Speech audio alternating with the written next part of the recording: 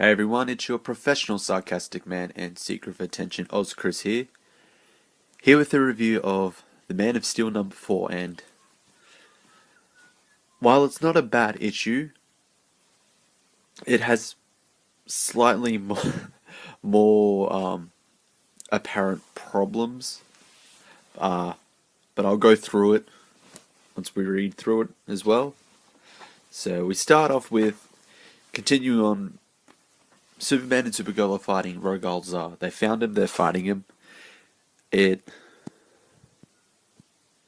From this fight and then later on, this takes place before before the preview in Action Comics number 1000, and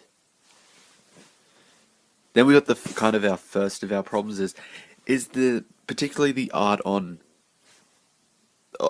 the faces, mainly of like any character that isn't Rogal Zar. Like their faces are a bit. There's something up with their faces. It's just I don't know if it's still the same artist or it's a different artist for this one, but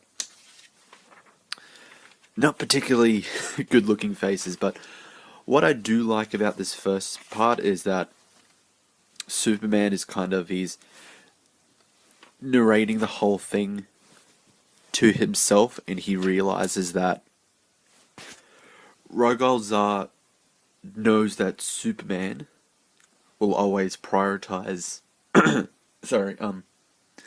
prioritize saving civilians over stopping the threat. And Superman realizes this, and he knows he has to find a way around that, because it's instinct for Superman to save someone. Like I said, he will prioritize saving the civilian over stopping the threat, and he's now facing an enemy that knows that entirely. And like I said before, the art for the faces is a bit off. The writing is good, except for this upcoming part. The reveal, this initial reveal of what happened to John and Lois. So like here, this part, like, Dad, what is that? Dad, what is that? Unless I thought about it before. Unless it's supposed to be like that, this is actually supposed to happen at the same time. It possibly that's what it's trying to portray, that these two panels are actually happening at the same time. So you got the perspective of what they're looking at and then their reaction to it.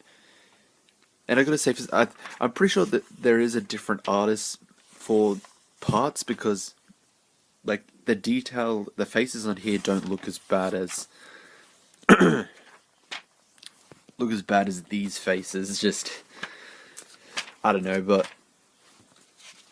if that panel is not supposed to be like this at the same time, it seems a bit redundant to just repeat it. You could have taken that away and just have the dad, what is that? And spoiler, we get the reveal sorry,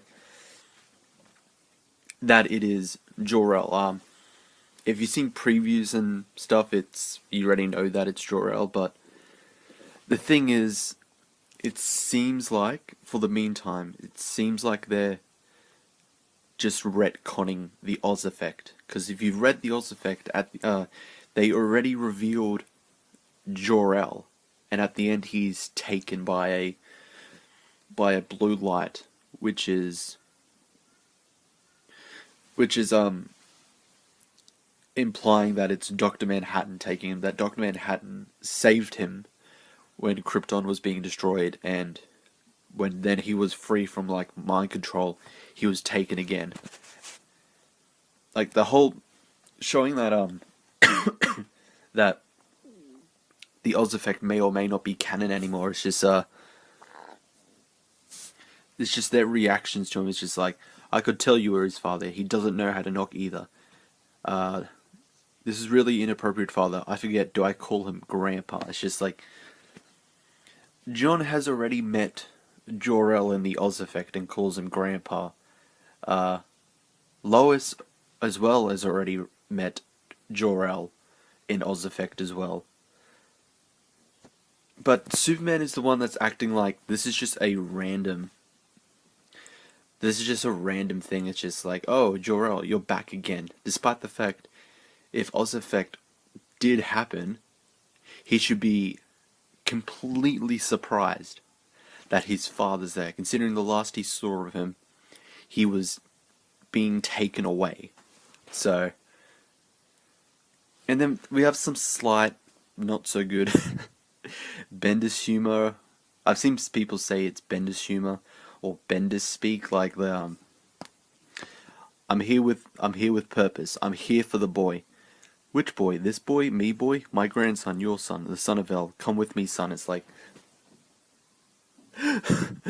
that's terrible. It really is. It's just like it should be obvious what he means by boy. You have man, woman, boy. And just you're repeating the same thing, but just slightly changing it.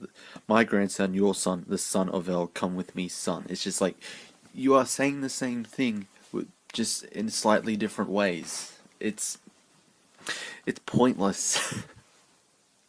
But we continue on, and more looking like, apart from this, the whole flashback part, the present day stuff art style is not particularly good, and Superman realizes that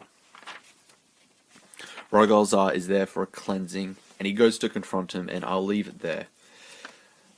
I gotta say, writing apart from that's those small parts in the flashback, it has been good. It's been good. But compared to the previous 3 issues, this was a very, very, very slight downgrade. In my opinion, the first 3 issues were much, much better, but we are getting into like the crux of the story, the main push into the story as well, and but the whole Oz Effect thing, like that may or may not be in canon anymore, is weird, because the thing is, if Oz Effect is canon, Superman, Lois and John would not be this relaxed about seeing Jor-El. Superman would, like I said before, Superman would be surprised that Jor-El has somehow returned after being taken. But if Oz Effect, if they have for some reason, or just retconned it, or just forgotten that Oz Effect is a thing, they would still be surprised that Jor-El is alive. Because the thing is, like, at the same time with Lois and John, they're acting like they haven't met Jor-El already. With Superman, even though I know he knows what Jor-El looks like from the Fortress of Solitude or like the databases and history about Krypton, he's acting like he's already met him, like, in person already. So at the same time it's acting like Oz Effect is both canon and not canon at the same time. It's this weird paradox, I guess. But my theory is that I got 2 theories on this. One, Jor-El is under control again, and is somehow manipulating their memories to get them to trust him, so that John and Lois can be taken away, and the whole Man of Steel thing happens. My other theory is that it's actually Dr. Manhattan disguised or possessing Jor-El, and then manipulating their memories anyway for his own plans. Because we still, even though it's going to be explained in Doomsday Clock, we still have no idea why Dr. Manhattan is doing these things, why he decided to mess with the DC universe, what his overall plans are. But apart from that, like, when I originally read this, I thought it's okay.